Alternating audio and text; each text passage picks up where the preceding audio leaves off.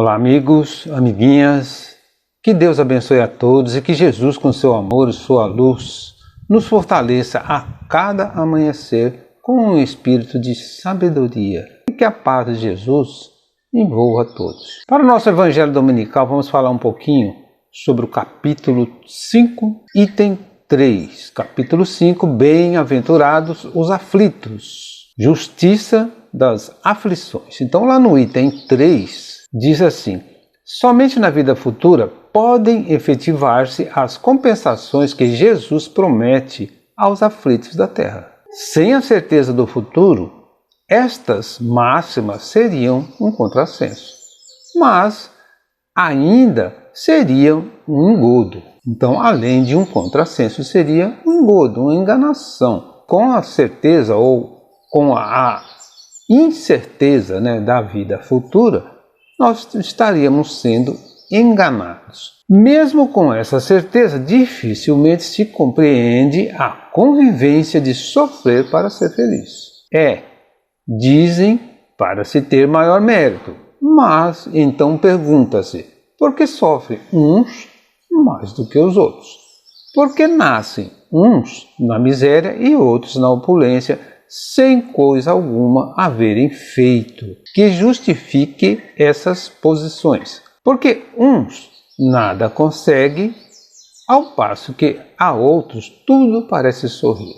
Todavia, o que ainda menos se compreende é que os bens e os males sejam tão desigualmente repartidos entre o vício e a virtude, e que os homens virtuosos sofram ao lado dos maus que prosperam. A fé no futuro pode consolar e infundir paciência, mas não explica essas anomalias que parecem desmentir a justiça de Deus. Entretanto, desde que admita a existência de Deus, ninguém o pode conceber sem o infinito das perfeições. Ele necessariamente tem todo o poder, toda a justiça, toda a bondade, sem o que não seria Deus. Se é soberanamente bom e justo, não pode agir caprichosamente nem com parcialidade. Logo, as vicissitudes da vida derivam de uma causa e, pois que Deus é justo, justa há de ser essa causa. Isso, o de que cada um deve bem compreender-se por meio dos ensinos de Jesus. Deus pôs os homens na direção dessa causa e hoje, julgando-os suficientemente maduros para compreendê-la, lhes revela completamente a aludida causa por meio do Espiritismo, isto é, pela palavra dos Espíritos. Então é um pouquinho difícil de compreender por que sofremos, ou por que acontece isso, por que acontece aquilo, por que dessas aflições, se a gente não entender a vida futura, se a gente não entender que vivemos várias encarnações. E podemos perguntar, quando desfrutaremos das compensações prometidas por Jesus nessa passagem?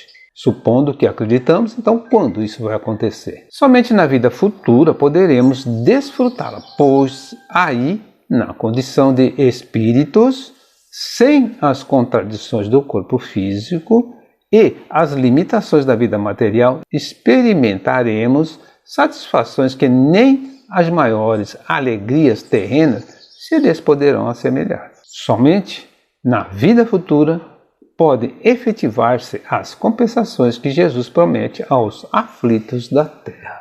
Podemos perguntar também como se pode acreditar na justiça de Deus e, ao mesmo tempo, explicar a diferença de sorte entre os homens. Então, se a gente acredita, como explicar essa diferença? Por quê? Sendo Deus a suprema justiça, não permitiria que alguém sofresse sem o merecer. Portanto, se alguém sofre, justa há de ser a causa de seu sofrimento. E somente a pré-existência do espírito pode explicar a desigualdade na repartição do bem e do mal entre os homens. Há casos também em que o espírito solicita o sofrimento antes de reencarnar, como prova para mais rápido adiantar-se na senda bendita do progresso. Se hoje sofremos e nada fizemos nessa existência que possa dar motivo ao nosso padecimento, devemos buscá-lo em vidas anteriores, pois Deus não nos permitiria sofrer sem razão. Esses pensamentos explicam bem como podemos passar por essas aflições, causas das aflições, que é o assunto que estamos tratando aqui.